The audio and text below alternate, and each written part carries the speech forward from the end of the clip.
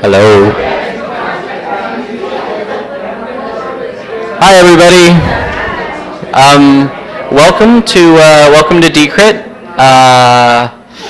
I am not Alice Twimlow, but I will be playing the role of Alice Twimlow in our conversation tonight.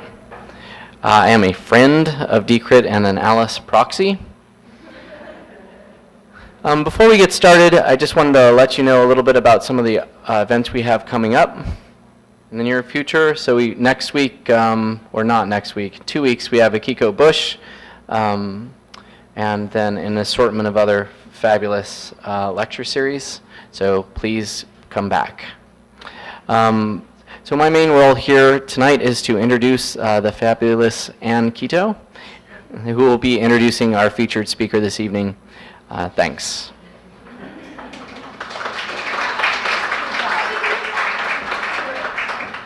Full disclosure, David is also Alice's husband, so I thought I'd say that.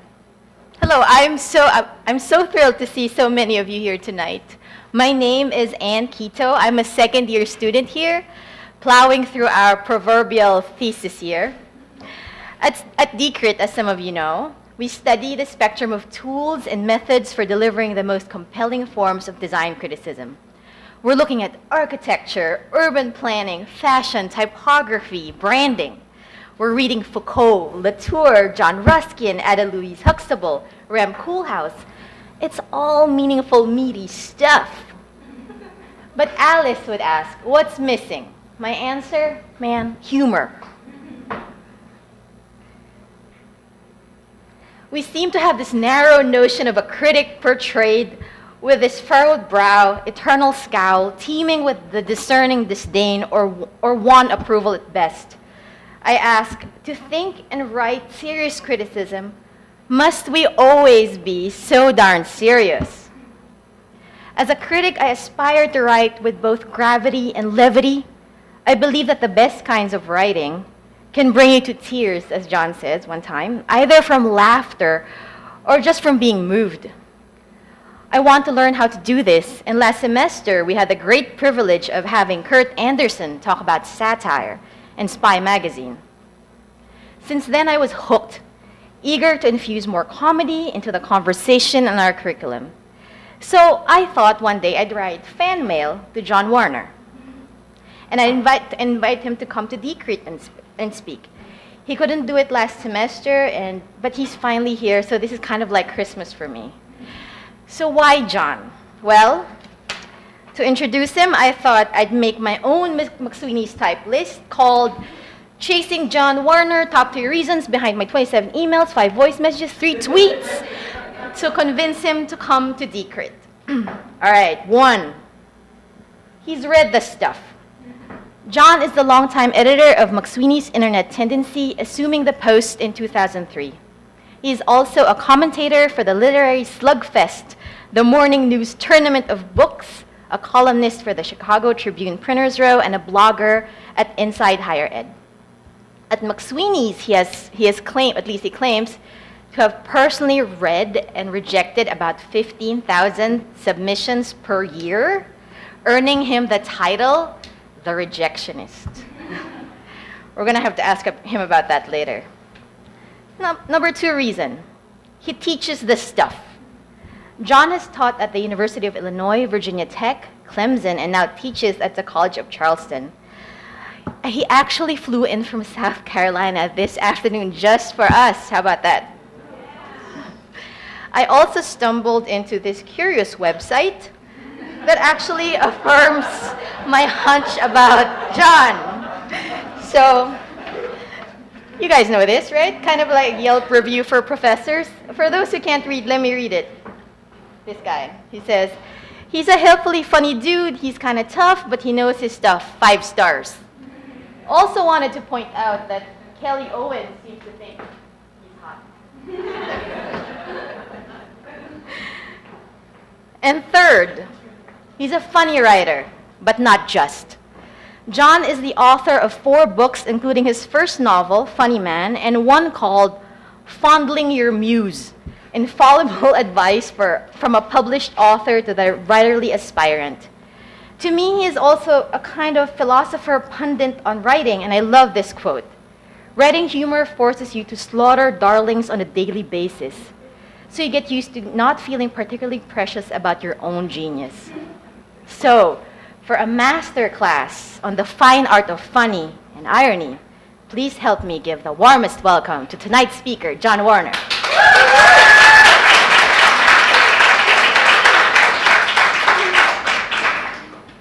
Thank you. I might have to go full Donahue with the mic in a second. Also have to ditch the sport coat. I wore it to make my mother proud.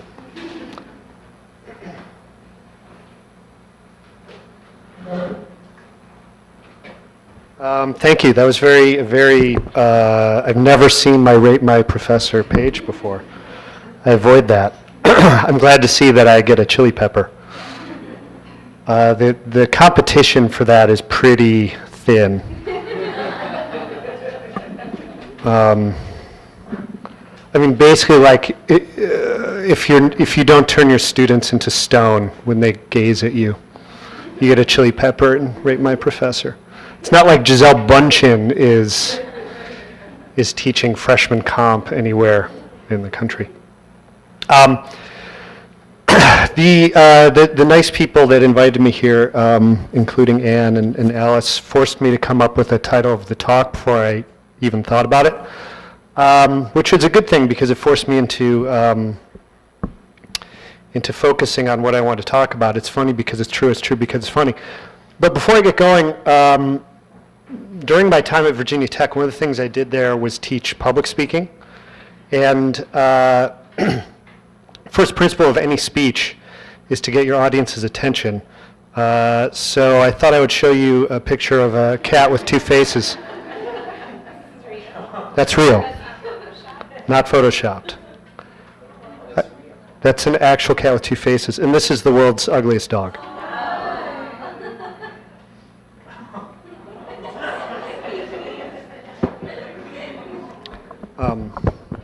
This dog is actually no longer with us, but he was like the 6-time champion in that contest they have for the ugliest dog.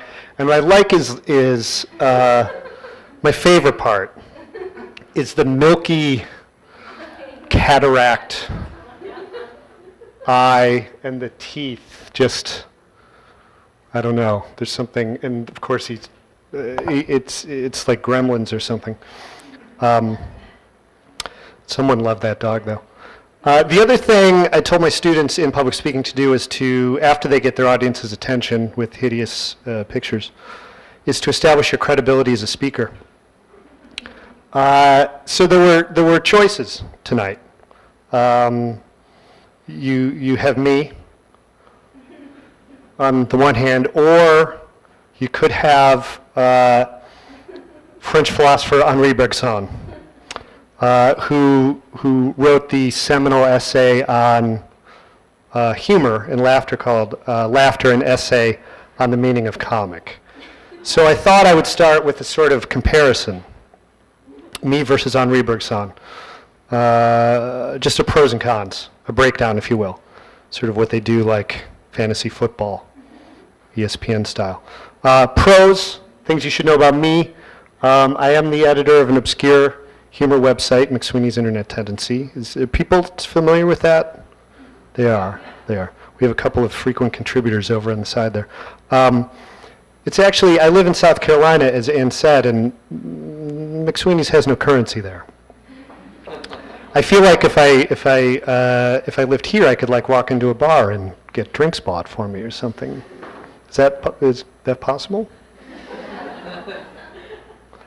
It would cut down on the cost of living, I guess.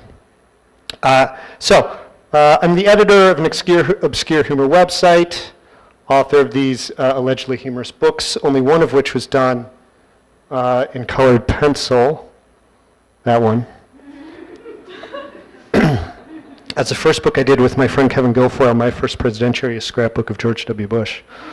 I noticed Ann left that off my resume.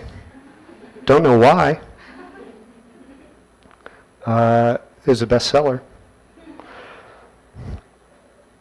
My clicker is, there we go. So, editor of Obscure Humor website, author of several allegedly humorous books, and another book that was described by an Amazon reviewer this way. The plot is weak, the characters are wholly dislikable, there's little or nothing of interest or value, and there is no real reason for anyone to read this book. That is a real review by a reviewer named Harkius. I checked out the other things Harkius has rated. This is not a lie. Mostly hair removal grooming products.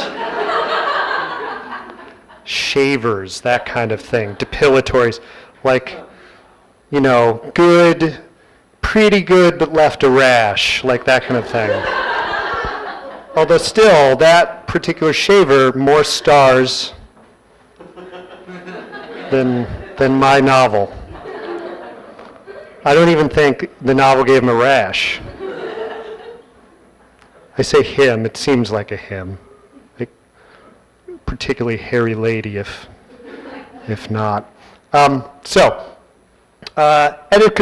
of Obscure website, author of several books. I'm physically present. That's a plus. No downsides that I'm aware of.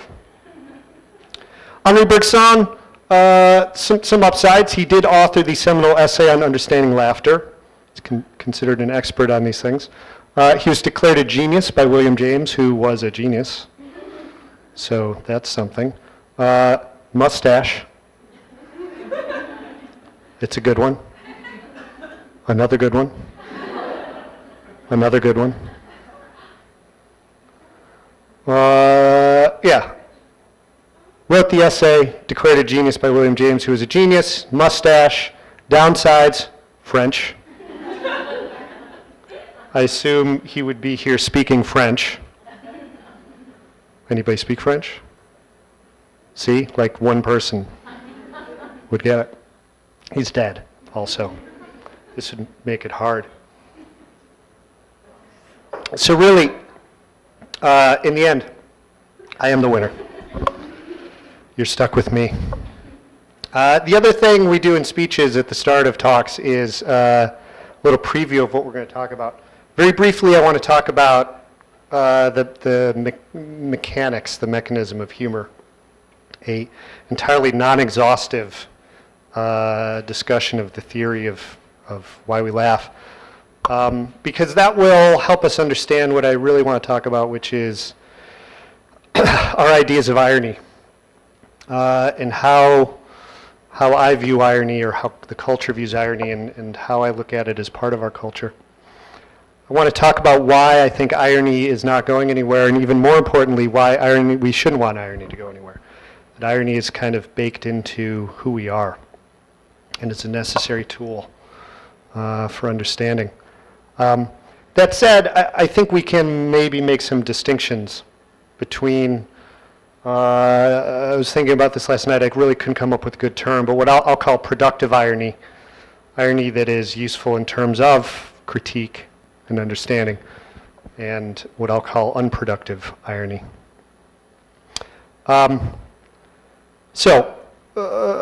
Since Henri Bergson can't be here, I figured I would steal his theory of humor. And this is a very common explanation for why we laugh. It's just a very simple thing called the incongruity theory of humor. And the idea is that the collision of unlikely things creates an absurdity which causes us to laugh. So something like Monty Python. Do we have Monty Python fans in the audience? We still have those?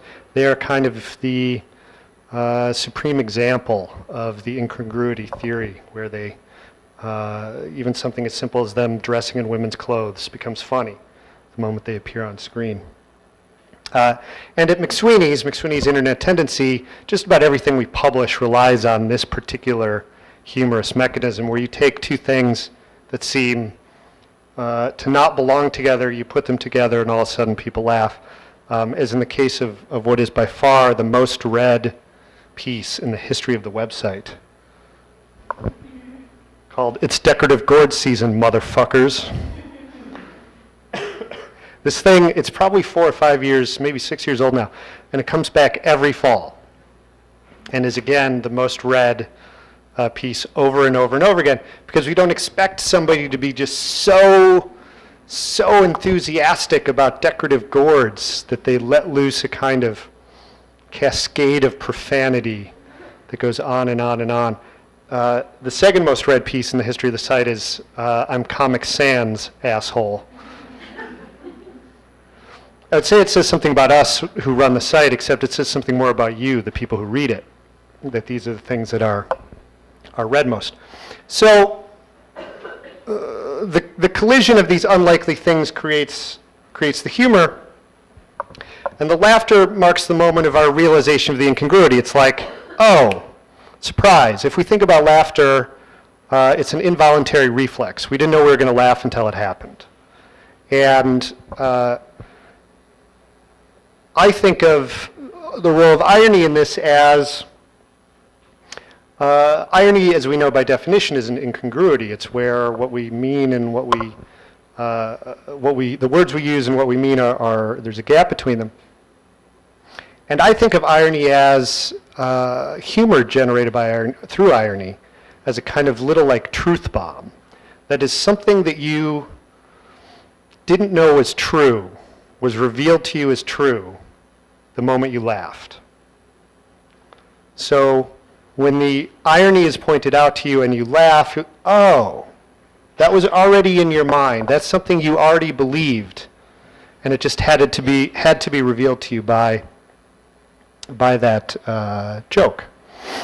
There are some people who seem to be troubled by irony. I hate to say anti-irony, but they're out there. One of whom is or was David Foster Wallace, which may be, is anybody familiar with this essay, Ye Unibus Plurum, writing about American television and fiction from 1993. It's in his first collection of essays. The supposedly funny thing I'll never do again. He was troubled by irony. He said this in this essay: I'm going to argue that irony and ridicule are entertaining and effective, and at the same time, they are agents of great despair and stasis in U.S. culture. He viewed irony as a kind of de facto insincerity, a stance, a pose, where his view is fiction, primarily at the time. Writers like Bret Easton Ellis, who was his rival, and I guess remains his rival, even though Foster Wallace is no longer with us, we're sort of borrowing culture secondhand from things like television and rendering it in fiction. And David Foster Wallace thought, not in so many words, that it was kind of bullshit, that it was a cheat, that it was a kind of Gen X malaise, illness condition that we should maybe fight to get beyond. And what you see in a lot of his fiction, I think, is a strive, essentially an earnestness, and a attempt for sincerity, even while employing irony. So he saw this kind of irony that he was critical of as a pose, a refusal to engage with the world, a way of holding the world at arm's length. I don't necessarily disagree when you read the entire essay and you see the sorts of criticisms he has. He's also writing about television in a time where, let's face it, in 1990, 92, 93, television was much crappier than it is now. Where a show like, as he writes about, Saint Elsewhere, which at the time was a high-quality show, which today we would say is kind of pales in comparison to something like Mad Men or Breaking Bad or something like that. He thought that the medium was essentially empty of quality. He wasn't alone. Several years later, there's this guy named Jedediah Purdy. Does anyone remember this guy? Oh, he'll be sad about that. He is now, I believe, a professor at Duke.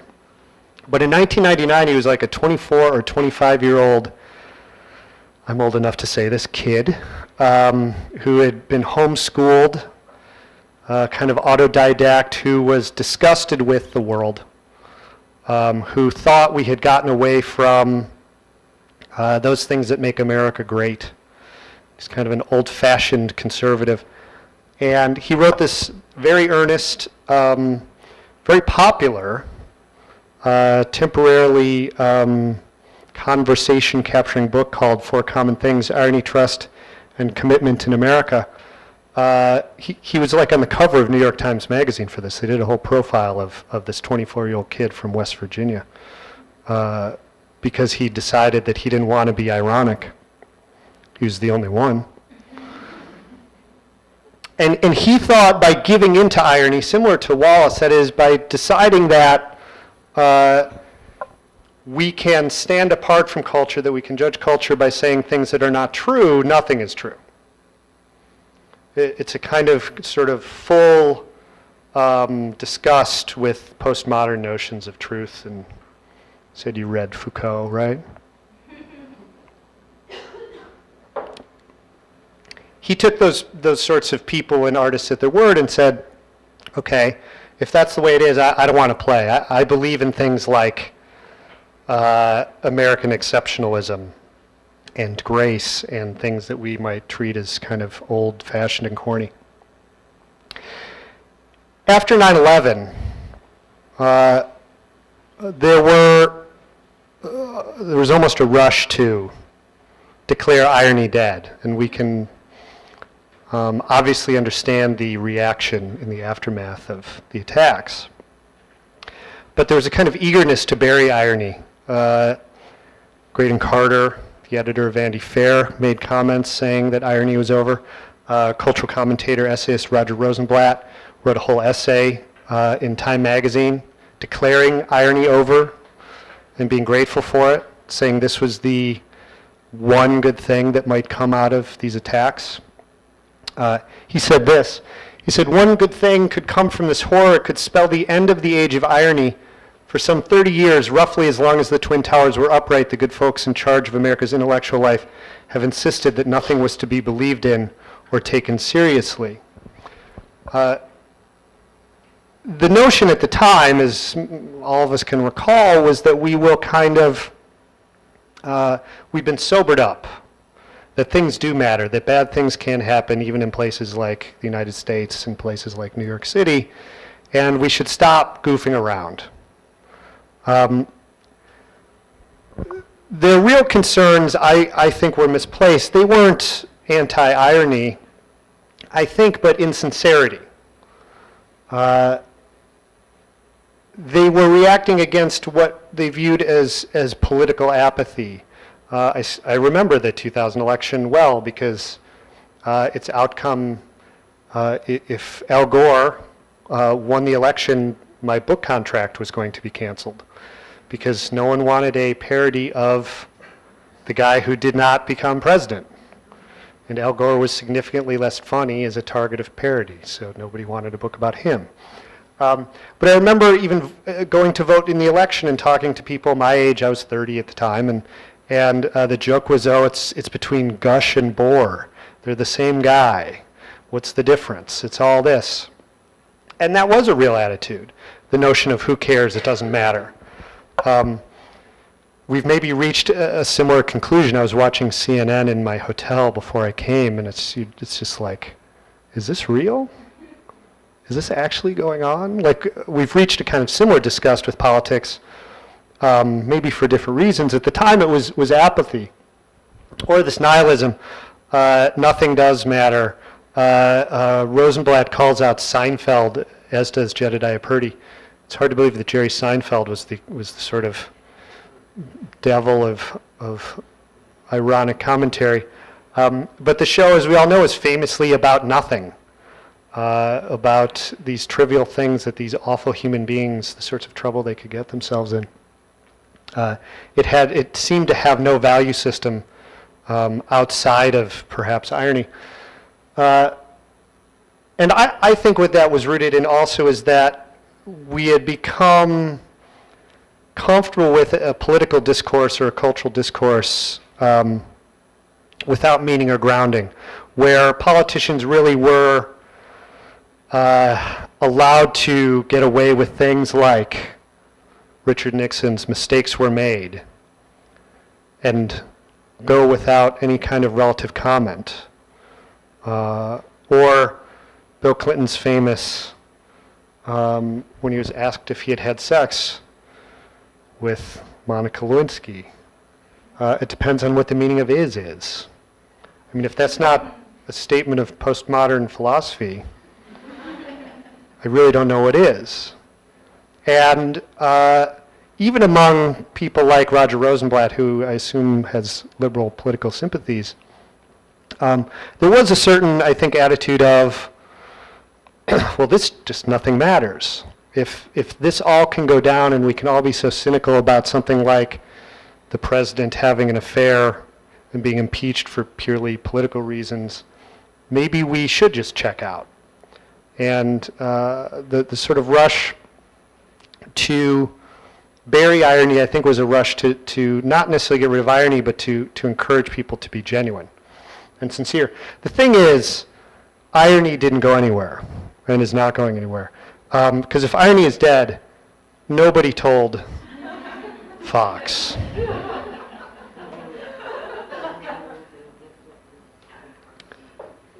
Pure irony, right?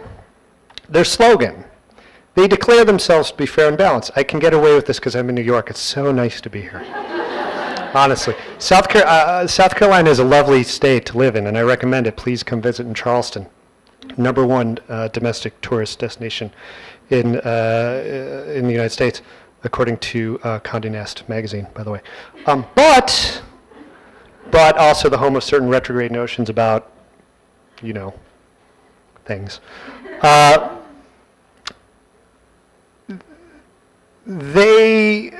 Fox News, while sort of followers of this philosophy or supporters of theirs, would not see any irony in their slogan of being fair and balanced. I think most of us do. I think it maybe is a symptom of the same disease that maybe Roger Rosenblatt wants us to get rid of, that is saying things that don't actually mean anything, or the opposite of what we mean, or we wish they mean. But Fox News wasn't the only one for whom irony wasn't dead. 2 weeks after the 9/11 attacks, just over 2 weeks, The Onion, satirical newspaper, published. They're sort of the first humorous publication to get back up. I think they were before Letterman got back in the air. I think they were before The Daily Show got back in the air. In McSweeney's, we were publishing sort of personal narratives of 9/11, maybe for a month. I don't remember exactly. I'd have to look at the archives. But we were sort of like, nope, not going to be first. Absolutely not. We're not that brave. But The Onion, they remembered irony with this headline, "God angrily clarifies, don't kill rule." And it was funny. I remember picking up the physical copy in this year. That was the year my wife and I spent at the University of Illinois as she did her internship. And there it was on the newsstand, and I saw it, and I said, that, and I laughed, even as we were all sort of still walking around numb from it. The writers of The Onion, I think, recognize something that is true about our country, which is what I want to talk about next. By showing you this. We hold these truths to be self-evident, that all men are created equal, that they are endowed by the Creator with certain unalienable rights, that among these are life, liberty, and the pursuit of happiness. Does anybody recognize this? It is? Yes, the preamble to the United States Constitution, the founding document for our country. And a document that a scholar, humor researcher named Louis D. Rubin Jr. calls the Great American Joke.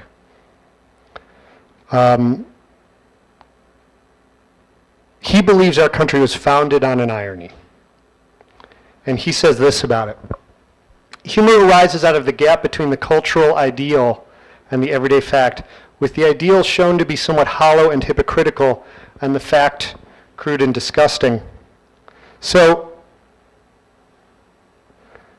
if we go back to the Declaration of, the preamble to the Declaration of Independence, we hold these truths to be self-evident, that all men are created equal, that they're endowed by the Creator with certain unalienable rights, that among these are life, liberty, and the pursuit of happiness.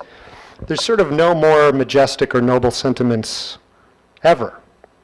Thomas Jefferson was a unique genius for all time. And yet, the reality of our country at the time of its founding was more like this, if we rewrote the preamble to the Declaration in a way that was true to the facts on the ground, if you will.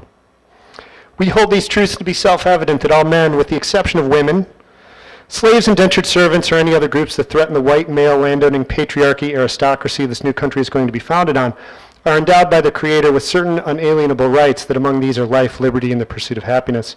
Again, unless you're a slave, female, etc., you get our drift, right? So, we live in a country that was unable to live up to its ideals from the moment of its birth. And we have used irony since then, I believe, as a corrective, as a way of